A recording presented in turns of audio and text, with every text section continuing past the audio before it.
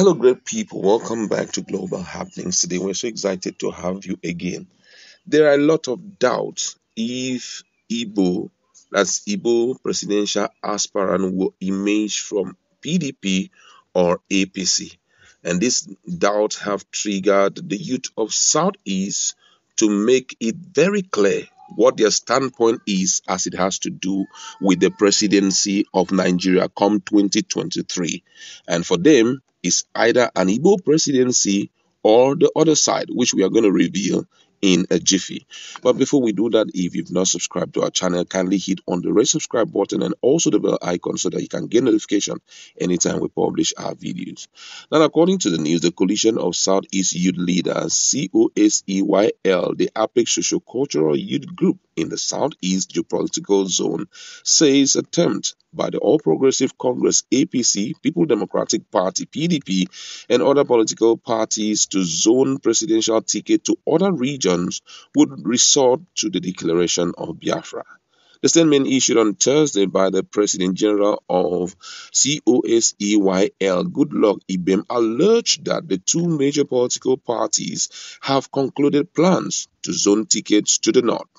The coalition argued that regions in the south also have all the rights to succeed President Muhammadu Buhari in 2023.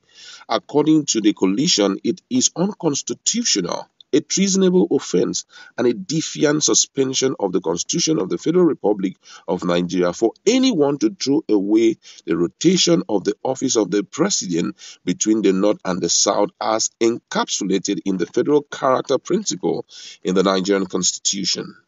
When a particular section of the country is excluded from governance and other political positions, it means automatically that they have been told in plain language that they are no longer part of the country, which is invariably a declaration of another country in a country.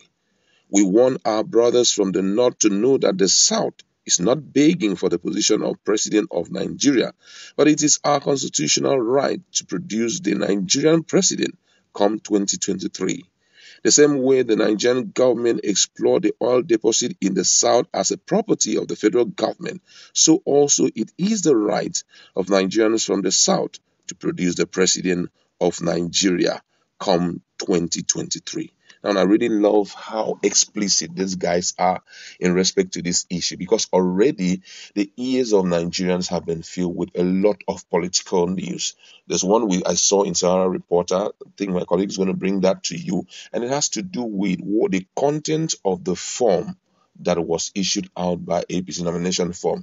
Some people are saying that it's actually grapevine, or it's a move towards dividing APC. But according to it, it has to do with people giving their commitment that they have stepped down to give it to the consensus party that the party will agree on and all of that. So I think with all of these, the Southeast have already envisioned a situation whereby 2023 may not find a Southeasterner in that position as the president of Nigeria, which for me, it will spell doom to the country. Now, it's very visible that things can never be the same way again if such a thing happened. And I don't even see the possibility of election happening. This is just personal.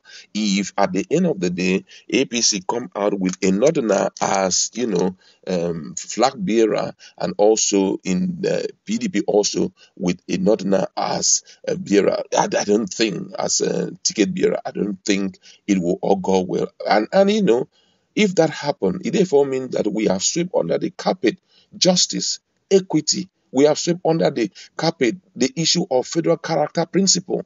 It is no more happening again. And with that in mind, most people will have to hey, we are not considered and we are not important to this country, then we have to check out. I feel that no matter what anyone is doing currently, ranging from the person at the top to the bottom, the northerner should not even consider a northerner becoming the president of Nigeria again. If such happen, it therefore means that this country is going to dive into what will be unthinkable. Don't forget already, there are two strong agitating groups. IPOP is already there, and they are even rejecting the presidency and say, hey, we don't want presidency, we want out. And the big question is it that these guys who had already seen the future, that something like this will happen? That was why they said, we do not want it because all of it is going to be a flop at the end of the day. I don't think any wise person will make such a decision if unity is an integral part of this country. If ethnicity, multiple ethnicity is also a part of this country. How can you, after being in power for so many years, you still want to enthrone someone of your own kind again? Don't forget that same thing happened in Abia State, which is currently causing a lot of issues in PDP in Abia State. The guy who is on board, Igbezu just opened up to this guy, to Baribe, who is this thing, Abia South, legislature. He made him to understand, hey, guy, I have been in the seat of power from the South for 8 years. This is not the time for the South again. No matter the level of competence, every region has a competent person that can function effectively in any office. All of us have educated. So for that reason, he became so plain and said, hey, this thing is zoned to the South. Sorry, to the North or to the Central. And before you know, Bible say no way. I mean, Igbezu already know that federal character principle is obtainable. And if you want justice, equity to prevail in a land, and oneness to prevail, then you must abide by that principle. And it's not just on this at the state level alone, federal level, it must be there. And right now, Biafra agitation will be a reality. Biafra will be a reality if it happens that at the end of the day, the two major parties decline a southerner from being there. That will go on. How would the elders be able to appease their people? For example, Southeast, how would their own elders be able to appease these guys, who have been saying, we want out, we want out, we want out? It's going to spell doom on the country. And anyone who values this country will not sit together with anyone to conceive this kind of idea.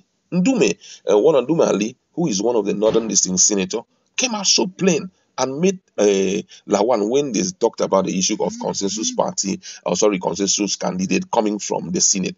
He said, no, I am supporting this person from the South. It is gross injustice. If we have to still steal this opportunity from them, I will not be a part of it.